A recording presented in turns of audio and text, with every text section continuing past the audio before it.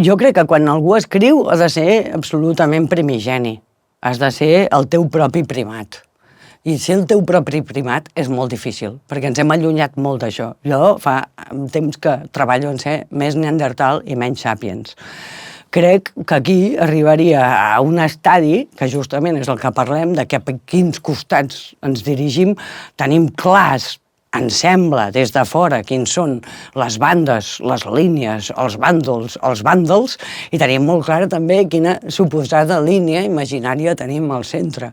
Aquesta virtut, aquesta línia imaginària, però que també no deixa de ser la línia de front, la primera línia de guerra, i que també em sembla la que crea la perifèria, la que crea el conflicte i alhora doncs, va sumant altres continguts, altres límits i altres impossibilitats. És a dir, en el fons només parlem de creixement. De què es tracta?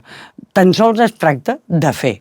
És a dir, per molt que tu pensis que tu estiguis en un estat de consciència més o menys volgudament alterat, o imagina't que ets molt fan del surrealisme i de brosses i coses d'aquestes, i llavors t'immiscueixes en el que podria ser el més surrealista possible. Imagina que jo intento ser la persona que menys se m'entengui del món, però t'asseguro que estem molt ben fets lingüísticament, estem molt ben fetes en fins i tot les nostres activitats motores, i transgredir el que és aquesta virtualitat, aquest terme mig, aquesta manera de fer les coses és complicada. La gràcia en la creació per mi és justament descobrir tots els costats, sense cap més, diguem, ni preàmbul ni complexa, perquè sense adonar-te'n, a mi, qui em dirà que estic en un cantó o a l'altre? Realment hi ha moltes vegades que te n'adones que estàs a l'altre cantó sense haver-te adonat que estàs a l'altre cantó. Per tant, que els trànsits no són tan clars. El que està clar és que és un trànsit, però no són tan clars. A un coll estem ficades. En el moment de la creació, per mi, respecte a la poesia, es tracta de tacte. Quan jo estic soleta, treballant a casa, que és una missió introspectiva, que allà no hi ha gent que m'estigui dient mira, Núria, fot aquesta idea, aquí no té res a veure. En aquest sentit, en aquest moment tan introspecte, on jo m'he de basar és en una cosa primigènia, de primat, i si puc ser neandertal.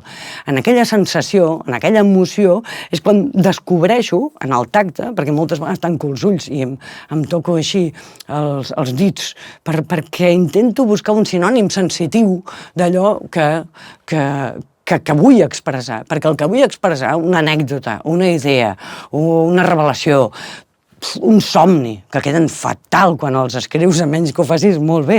És a dir, tot allò, realment, si no ho passes per un sedàs, que és un altre, que és el de tancar els ulls, justament, és el de no visió, i com a molt t'estic dient que vull el tacte, és que no vull ni notar el boli, el que vull només són les mans. Per tant, crec que tot és una escalada d'emocions per arribar a una emoció primigènia que tampoc no sabem la que és, perquè tampoc no sabem si estem més o menys de banda a banda o si som eixos centrals i virtuosos del terme mig. Tot i que el terme mig, que fa molta gràcia, és la maleïda línia de front. Mira, i per explicar lo del franctirador, o sigui, aquesta circumstància de que, com a creadora, imagina't que m'extrapolo amb un franctirador que està superconcentrat i allà, a veure què faig, tinc tot clar el que he de fer, de cop i volta, em quedo sense visió. Em quedo sense visió i és un moment en què no entenc res. En el moment en què no entenc res, crec, és on se situa l'escriptura. Justament, és on no entenc res. Quan començo a entendre-ho és quan ja estic revisionant-ho. La gràcia és que aquest moment que no entens res, tira milles. Que ja veuràs, perquè no ens traïm ni de llenguatge ni de pensament, estem molt ben fets com humans, fa molts anys que hem deixat de ser bebès, i hi ha una cosa que realment no ens traeix, que és el sentit, i acabem trobant sentit de qualsevol cosa, tant escrita com viscuda, i per tant és només lligar-los, és lligar fils, que de fet és el fil que portem, no? Més o menys. I la incertesa és el més guapo, que és l'abisme que has d'afrontar, perquè si hi ha un caminoi, doncs el caminaran 100.000 persones. Si hi ha un abisme, potser només en serà un o dos. I un abisme metafòric, doncs mira, pots volar i tot, imagina't. Per mi, des d'on es dona una mica el fet de l'escriptura, que ara estic parlant en el món interior de l'escriptura, que està més sola que la una, en aquest punt sí que em vaig plantejar una vegada què suposava escriure i me'n vaig adonar que molt sovint es tractava d'això, justament d'una generació espontània. I em vaig posar a escriure què suposa per generació espontània, és a dir, amb un era no era, amb un convenciment de que saps que pots aconseguir alguna cosa però encara no has aconseguit res, que és el que molta gent pot dir, si el full en blanc, que en el fons no és mai blanc, però sí que, si més no, has de deixar el cervell en blanc per poder planar o deixar-te anar per qualsevol meta, diria, i per, si més no, no ser tant tu, perquè culturalment estem molt fixades en uns marcs, en uns límits, en un aprenentatge molt concret, i si tu vols sobresortir una mica, potser,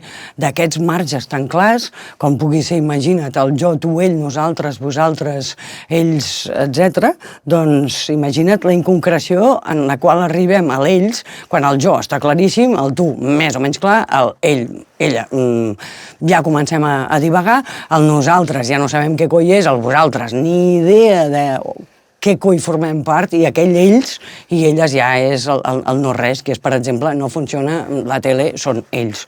Per tant, aquest llenguatge que crec que arriba sent com bastant absolutitzador o absolutista respecte a aquest món paral·lel que és la realitat, no deixa de reafirmar-nos que han fet uns esforços magnífics per explicar el que és aquesta realitat que moltes vegades ens sorprèn de la mateixa manera que una metàfora o que un no sentit o que un pensament, diguem, inversament proporcional amb la seva capacitat, no ho sé.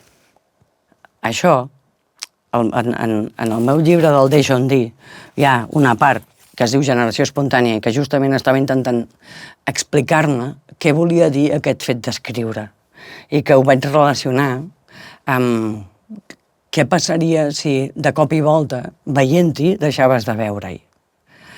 I vaig fer us llegiré aquest primer trosset, perquè també explica aquest no saber i saber amb certesa que alguna cosa em pot sortir. De dins, un alè, una febre, i per la impaciència d'una solitud quan no l'és. Sense esperar res, però amb la certesa que en sortirà un caminar, sobrepassant graons que no el són, tinc un eix d'espiral en seccions diferents, i com qui fa suma o resta criminal de les monedetes del replà, sense escombres en trànsit, el cervell ras i pàl·lid fa el recompte. Desposseir un tot des d'un sol dia, direcció infal·lible, una percepció de miratge, d'anècdota brutal, la magnífica incapacitat, la mania d'abisme, de possibilitats i fracassos que no ho són. La mesura, en proporció a les marques del coll, són autèntics queixalots, i la maledicció en els afers dels pous és la sensualitat que al marge del buit alterna entre formigues i mosques com en un tacte aspre. Em pregunto si l'aigua es fixa en un punt de tortura o si fa l'inici. Oli, enigma.